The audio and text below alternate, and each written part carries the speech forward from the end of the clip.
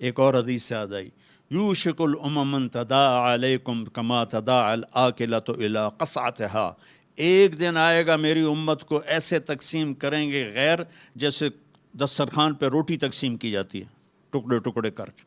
تو صحابہ نے پوچھا اب من قلت نحن یومئذ یا رسول اللہ، یا رسول اللہ کیا ہم اس دن تھوڑے ہوں گے؟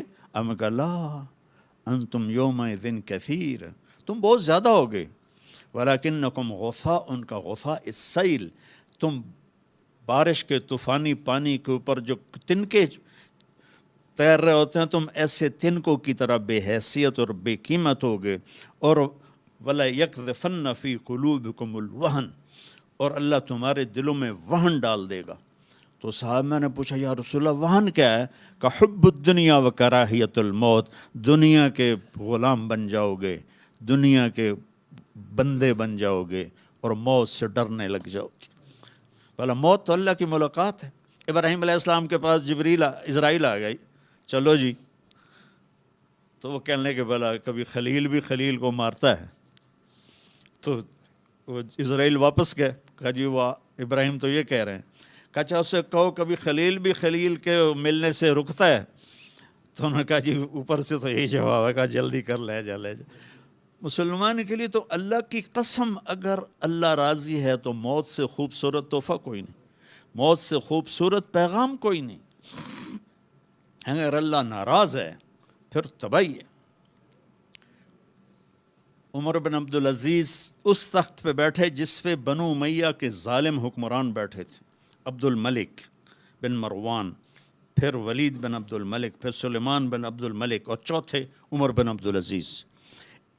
عبد الملک ان کے سگے چچا تھے، عمر بن عبدالعزیز اور عبد الملک بھائی تھے، مروان کے بیٹے تھے۔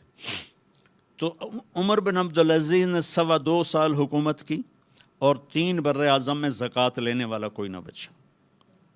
3 براعظم پہ حکومت تھی، جنوبی فرانس سے لے کر شمالی افریقہ تک اور ملتان تک اس بندے کا جھنڈا لہراتا تھا، اور 3 براعظم میں زکوٰۃ لینے والا کوئی نہ بچا، کہ پہلے خزانہ اپنا سمجھ کے لوٹتے رہے اور انہوں نے خزانے کو امانت سمجھ کے استعمال کیا۔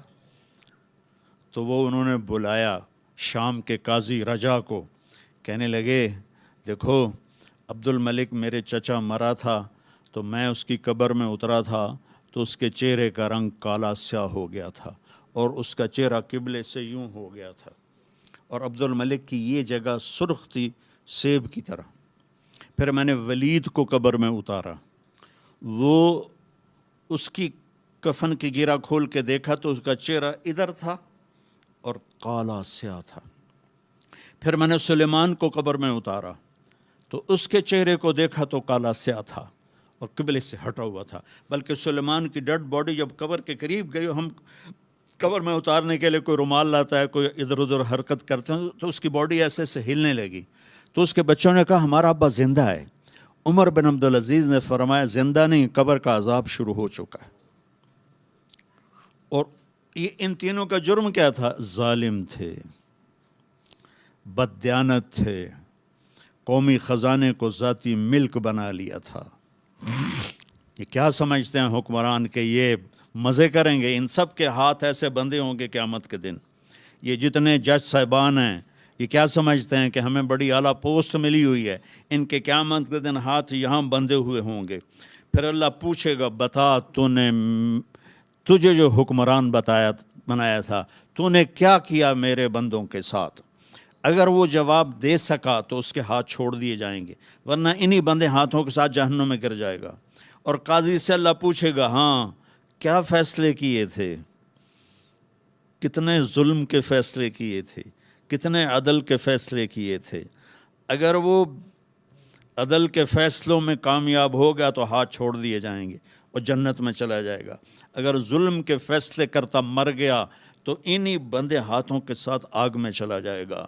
بھائیو آخرت بھی ہے، بھائیو صرف دنیا نہیں ہے، آخرت بھی ہے، ٹک ہرس و ہوس کو چھوڑ میاں، مت دیس بدیس پھرے مارا، قزاق اجل کا لوٹے ہے، دن رات بجا کر نکارا، کیا بدیا بھینسا بیل شتر، کیا گونی پلہ سر بارا، کیا گیہوں چاول موٹ مٹر، کیا آگ دھواں اور انگارا، سب ٹھاٹھ پڑا رہ جائے گا جب لاد چلے گا بنجارا۔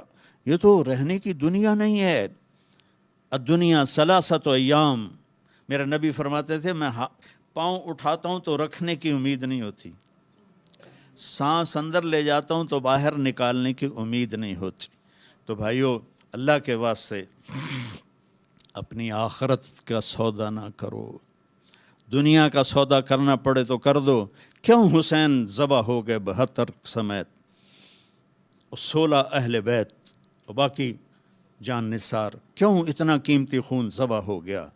کہ ایک طرف دنیا تھی، ایک طرف آخرت تھی، انہوں نے آخرت کو گلے لگایا، نیزوں پہ سر چڑھ گئے۔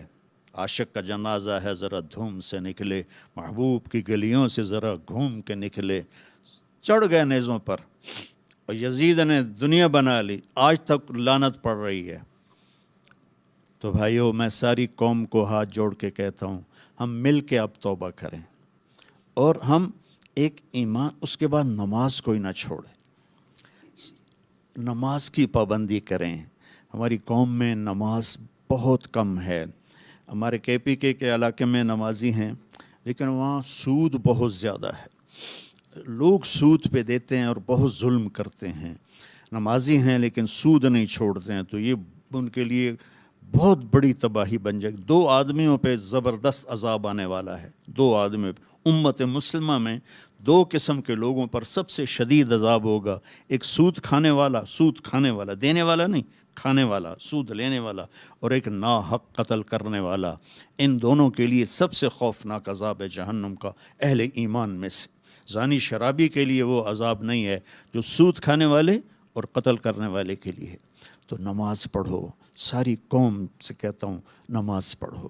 اللہ نے رزق دیا ہے، زکوٰۃ دو، قرآن پڑھو، اللہ کے واسطے قرآن پڑھو، اللہ کے نبی کی سیرت پڑھو، علم حاصل کرو کہ میرا رب مجھ سے کیا چاہتا ہے۔ میرا رب پہلی سطر ہے بسم اللہ الرحمن الرحیم، کہ میں رحمان و رحیم ہوں، کوئی سخت حکم نہیں سناؤں گا، آسان ہوں گے، کر لو، بڑا نفع رہے گا۔ تو قرآن پڑھو، نبی کی زندگی پڑھو، صحابہ کی زندگی پڑھو، اور قرآن کو اپنا ورد بناؤ۔ تیسرا کلمہ، درود شریف، استغفار، چلتے پھرتے اٹھتے بیٹھتے اپنا یہ ذکر بناؤ، اور اپنے اخلاق کو بلند کرو۔ آپ سارے سیاسی لوگ بیٹھے ہیں، لیکن میں نبی کی بات کروں گا، اپنی زبان کا بول میٹھا کرو۔ سب سے کہتا ہوں، جتنے سن رہے ہیں، زبان کا بول میٹھا کرو۔ میرے نبی کو پسند نہیں ہے شدت کے بول، اور ایک یہ بعد میں کہوں گا۔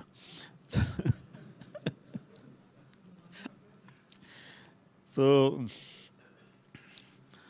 اپنے زبان کے بول میٹھے کرو۔ میرے نبی نے سے پوچھا کہ یا رسول اللہ، سب سے زیادہ جنت میں کیا چیز لے جائے گی؟ تو آپ نے فرمایا اچھے اخلاق اور تقوی سب سے زیادہ جنت میں لے جائے گی۔